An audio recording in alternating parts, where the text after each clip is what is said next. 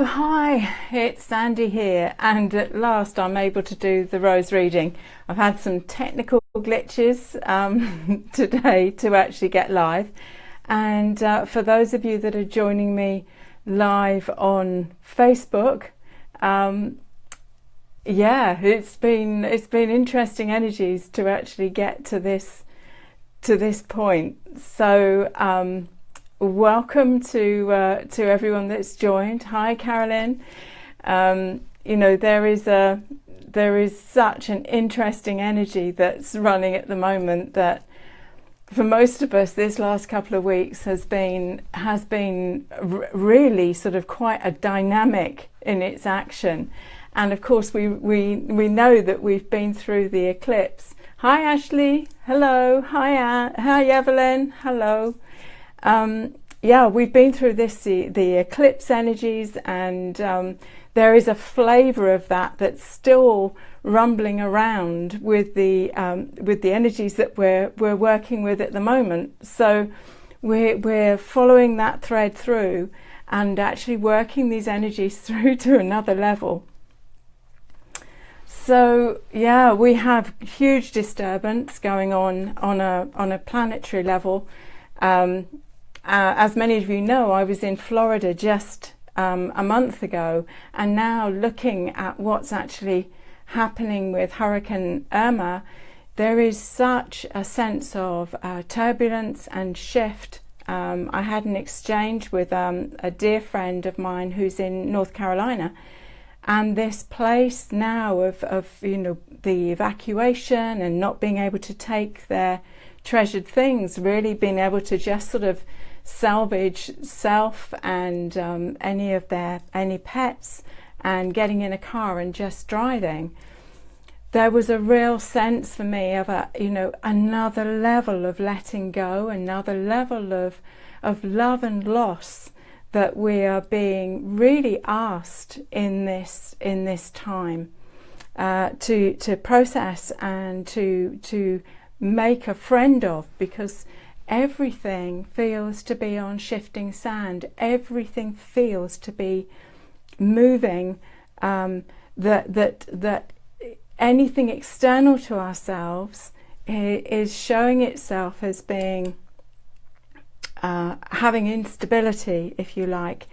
And I sense that really is about being a guide and a way shower for us to come back into ourselves, into it, like it's an inner process that we're being called to, so that we hold that anchor point and that sense of stability and clarity for ourselves, that our security and our safety is within us and within the heart field, and our inner way of processing what's going on in the outer world.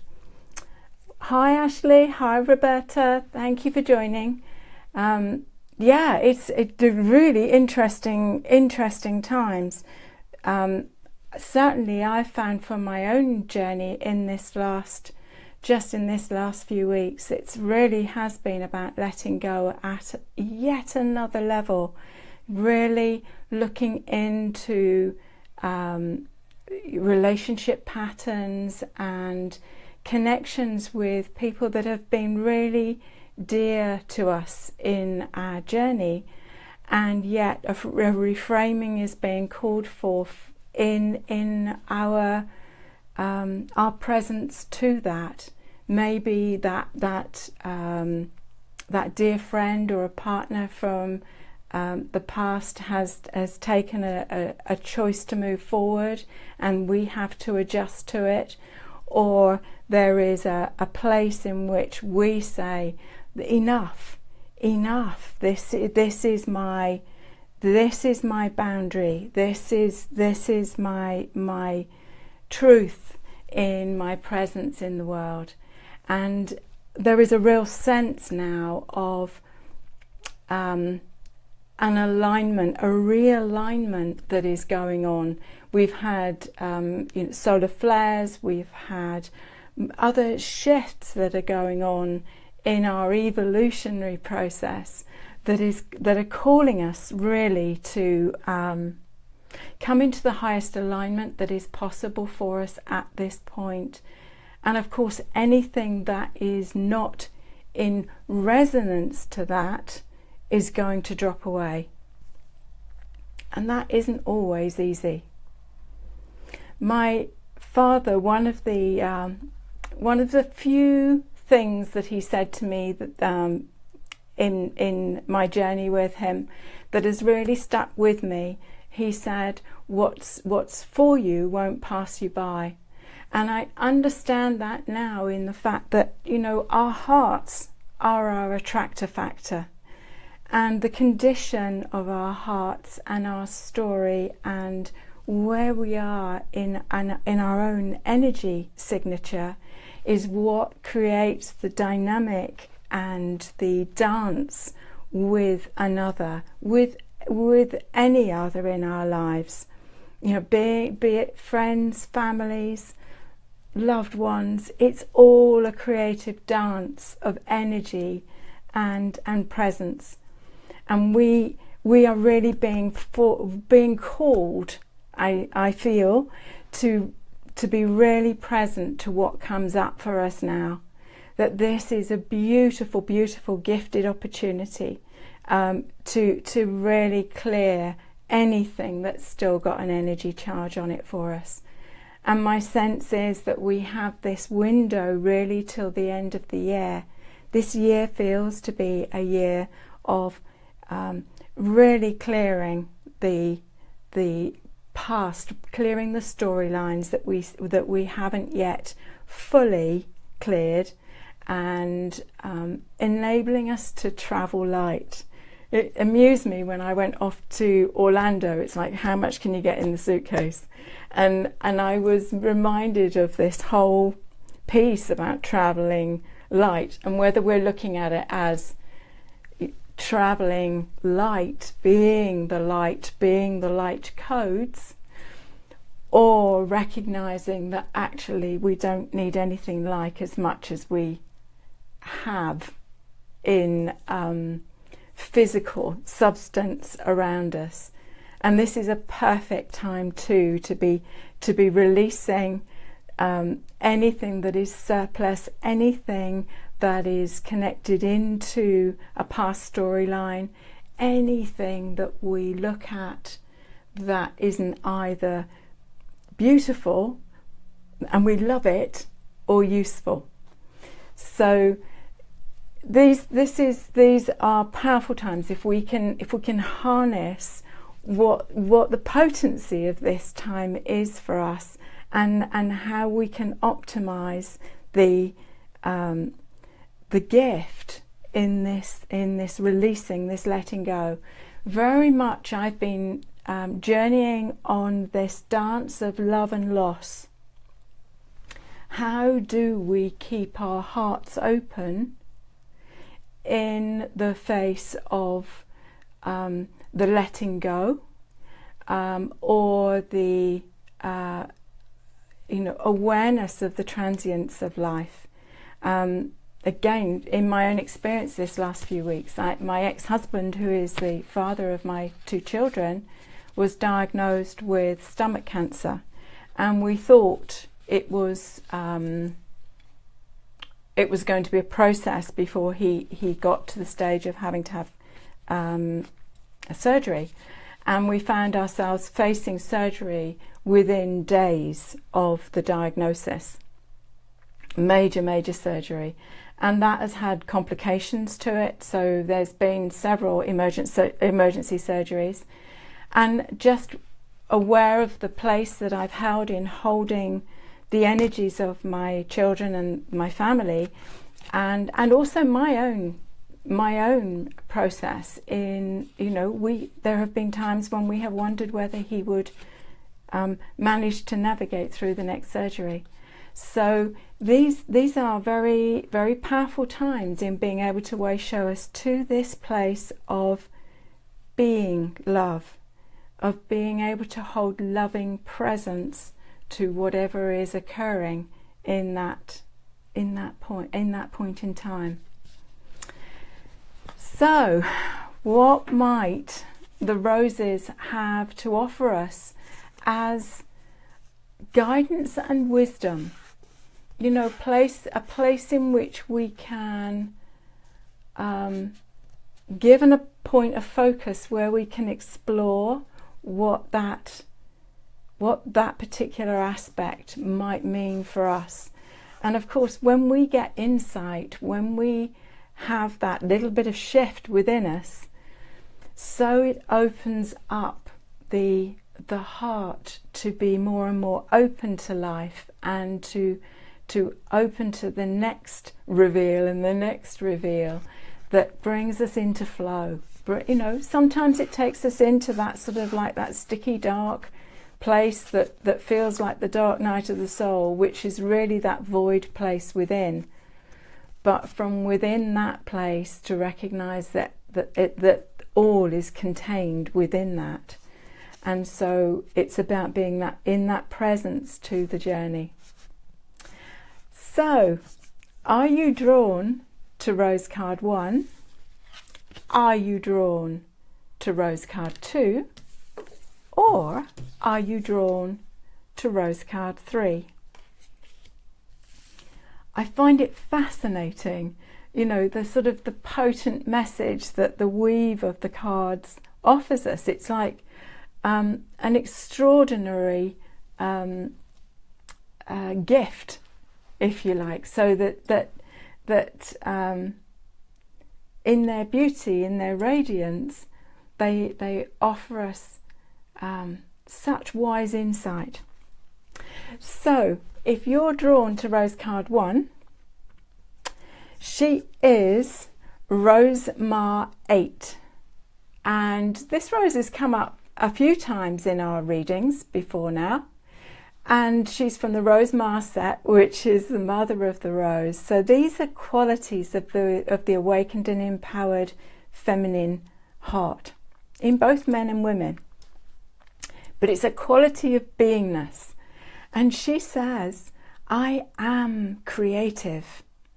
And this rose she's a David Austin rose. She's called the Lark Ascending, very scented, and she's got big sort of curls that come up in the center of her heart. And it's like, you know, that expression and that playfulness and you know, what is it that I can explore now? And I think it's really interesting that this has come up today, because often when we come to the closure of the summer season, we start to look at where we might study. We start to look at where we might explore through classes, or perhaps, you know, finding a dance class, or a creative clay class, or a painting class, anything that is actually going to open up a different aspect of ourselves. Hi, Michaela. Hi, nice to see you. So yes, she's calling us to look at any aspect of our creative expression, and how we can invest more of our time, energy and effort in exploring what that is for us. But also, when she came out of the pack, there was something here about creative problem solving, or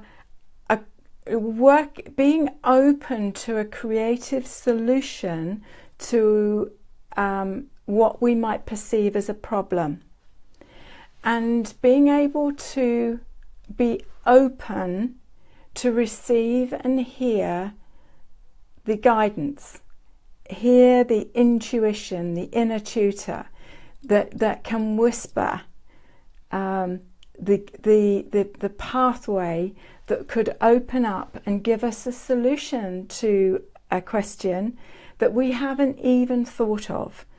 You know, that is so if you were drawn to rose card 1, look at different aspects of your creative expression. Do you get to spend enough time invested in that area for you?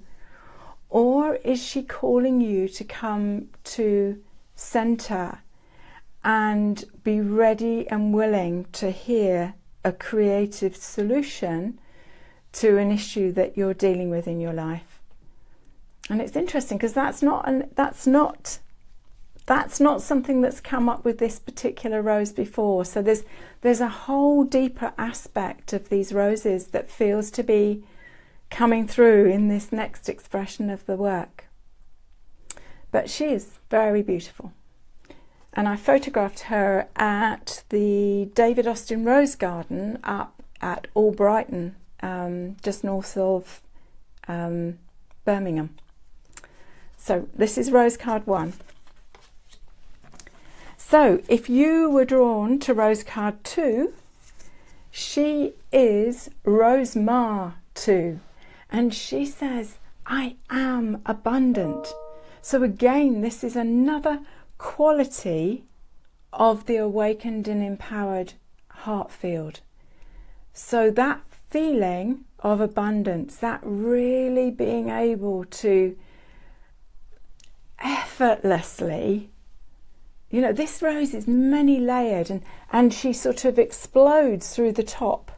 So she sort of bubbles, she's sort of effervescent, and is just a stunning rose. She's called Papa's Crown, and she really does, you know, bubble, and this calling of abundance, of gratitude in our lives, of really feeling where the root is.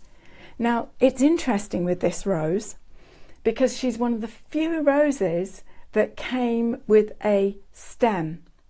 And this, you know, when we sit this rose on the heart field, the stem goes down and her roots go out into that sort of base second chakra area in the body. And we know that the rose is an alchemical plant. I mean, she transmutes the manure of life, or the SHIT of life, and brings it up for to produce fragrance and beauty and blossom. So if we look at the fact that, you know, that base chakra energy is really the tribal connection, family, the roots of our being, when we move up into the sacral, it's what Jung would call the individuation. So it's like, who am I inside the tribe? You know, what are my qualities? What's my connection to my sexuality, my juicy creative energy? How do I feel about my financial abundance? All of these senses of you know, self-worth, self-value, self-esteem, all root into that sacral chakra. So her roots, her origin, and her ability to bloom successfully come from that root. So she draws up all of the stuck places for us and transmutes them. She draws up all of our real sense of our creative expression, and she just effortlessly bubbles out. And as I say, this is multi-layered, this rose. It's like she just keeps going. And yeah, there is this real sense of the uniqueness of this rose too. And it's like, you know, a rose only wants to be the best rose she can be. She doesn't want to be a daffodil or a tulip. She just wants to be the best rose she can be. And when we come up from that sacral chakra with the absolute truth of who we are, then we cannot do anything else but blossom as the authentic rose that we are, allowing that heart field to just open in that golden mean spiral, which of course is the essence of the geometry of the rose. This real connection to beauty and to love.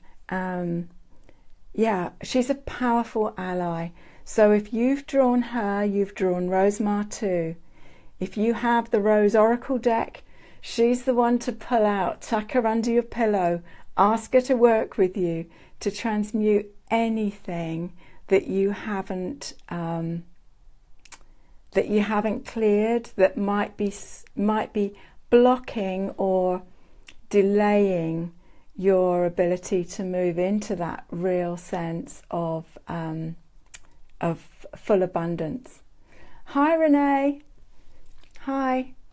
So yeah, we've got several of our beautiful Rose sisters from the USA on the call this evening, so really lovely. Beautiful. So if you drew Rose card 3,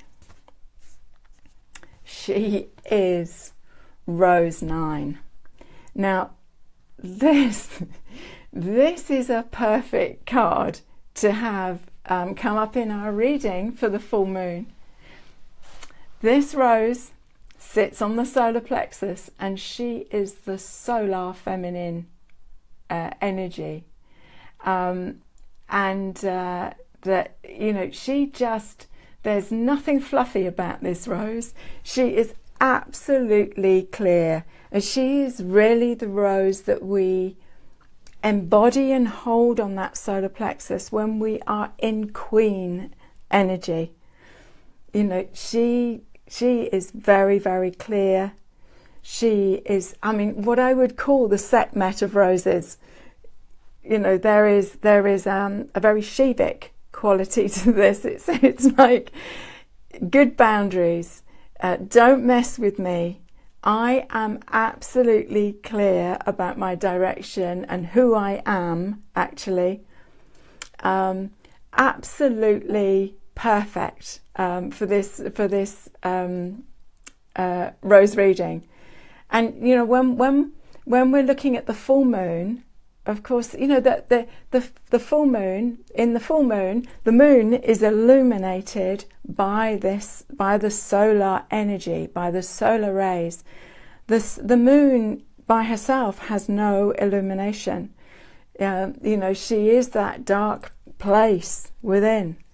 So this is being she is such a brilliant rose to work with if you are looking at any ways in which you give your power away, that you don't stand to your truth, any ways in which you have disempowered yourself. This solar plexus energy, when we're working with the rose angels, is the place of the wound of betrayal, and how we have to work to come into this place where we trust our gut wisdom, trust our gut feeling. And this is what she calls us to. And Ashley says she's been working with this rose in the last few weeks. Oh, brilliant, Ashley. That is she's such a powerful rose to work with, a real beauty to work with. So is there anything else I need to tell you about her?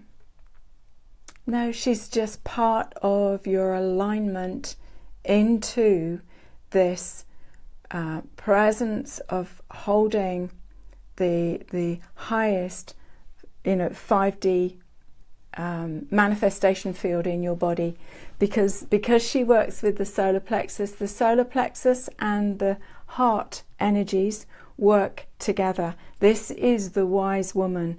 This is our place of resource as women, and it's also the place where the wounded masculine, who works from a much more polarized power center, the crown and the third eye, the analysis, the decision making, and the base chakra, action, it's the male warrior energy. She forms part of the grid that is the female warrior energy. And part of this evolutionary path that we are on is for us as women to really do the work that we need to do to be fully empowered as women, weaving together our inner masculine, feminine qualities, but being able to do that with compassionate warrior energy, so that we are stable, and we in turn then can help the wounded masculine energy and the men that are willing to step forward now for their own power, empowerment, and their own healing, to come to their hearts, because it is the vulnerable yin aspect of the masculine heart, which is where he goes in defense, and where he absolutely doesn't want to stay too long, because it's chaotic. It disturbs his own stability. Whereas for us as women, we've been used to our emotions, we've been used to our cycles, and we have a much better handle on it. But she is a perfect ally to find that place of inner settlement and inner peace and inner resource. Thank you for the hearts and the thumbs. I'm really appreciating that you're enjoying her. She's a super one to work with. So, what can I say about these three together?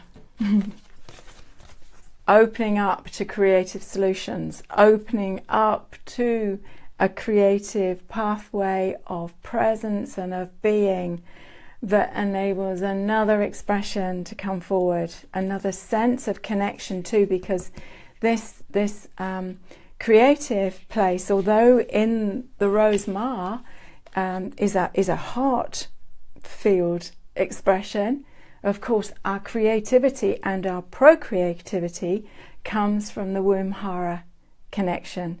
So many of these roses work with 3 power centers in the body. They work with that sacral energy and developing that real sense of being held by a beautiful golden chalice, not a leaky colander, a beautiful golden chalice that actually holds the energy, and then comes up to the heart to be totally radiant and present in that way. This rose sound